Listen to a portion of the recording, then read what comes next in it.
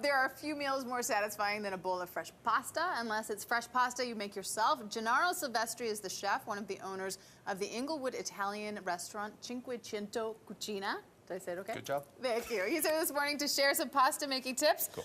Welcome. Thank you so much. Thanks for having me. Before we get to the pasta, and we're going to make some here. Yes. Tell us about your restaurant. Well, our restaurant, Cinquecento Cucina, which actually translates into 500 Kitchen. We're in Inglewood. We've been open 9 months now, so we've braved the floods and numerous other wonderful things in Inglewood and area. Yeah. We specialize in fresh products, organic. We have gluten-free options. We really enjoy bringing fresh tastes to everybody. True Italian cooking is very simple. Right. It's a few ingredients put together well, making a great package.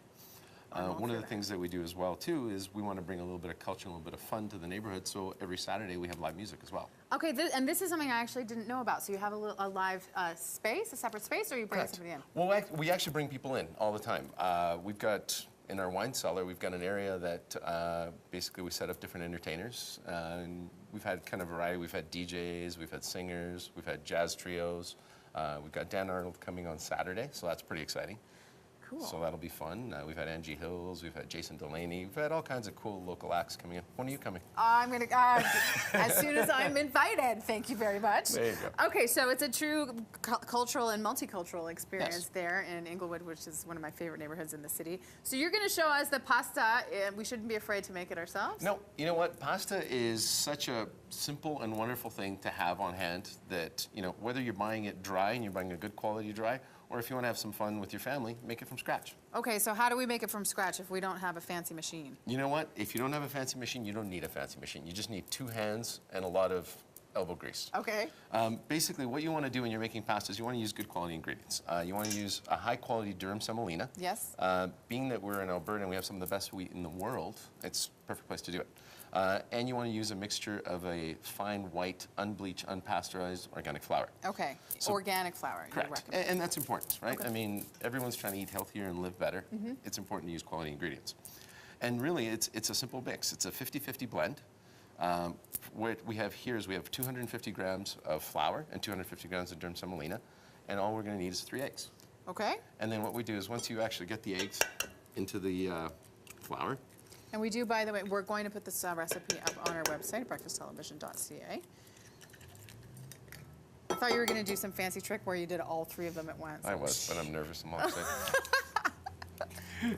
So then basically you just fold it in with your hands. Yes. And then you just add water to bring it to a thicker consistency. So really easy, really simple to do. Simple. You're going to end up with a nice looking dough. You end up getting a dough ball. A dough ball. Yeah.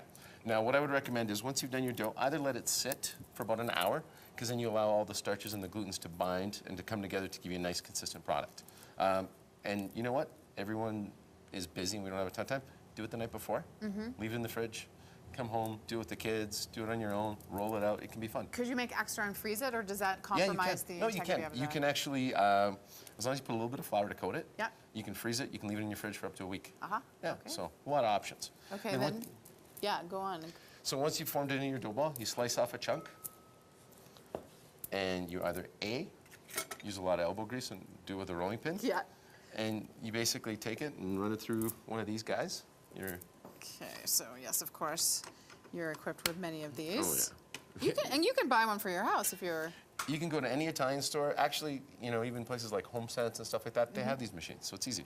So you get to do it. Okay, so what do? I just turn. Which way? This way? That way. Yeah. All right. This I can do. Beautiful. And you can see it's starting to come together. Yeah. So now what you do is you run it about 3-4 times. Okay. And then you just start getting it thinner and thinner and thinner and thinner. Here we go. I like that. So you can see it's starting to come together. There's starting to be a little bit of grain. Yeah. So you just keep folding it until you start getting a smoother product. Okay. Is there such a thing as over smoothing or over kneading or over processing? Not truly, because the thing is as you're doing that, you're releasing the glutens and you're creating a stiffer product. Okay. Right? So you can't really over-process pasta. So then what you do is once you've rolled it to this state, then you keep rolling it and rolling it until you get into this state. Beautiful. Now this one I've floured, so it wouldn't stick together. Right. And then once you've got it to this, then you pick your desired width. Oh. And you cut it. This thing is cool. Oh, we're going to cut it. Okay. So just feed go ahead. I'm really good at this. We're having technical difficulties.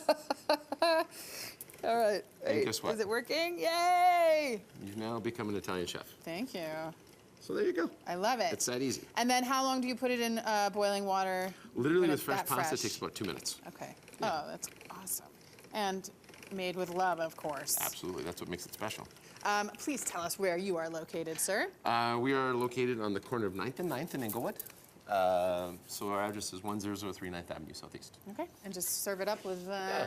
So then what you do is you have your little bit of sauce. You take your pasta, put it into some boiling water. This is not so boiling water.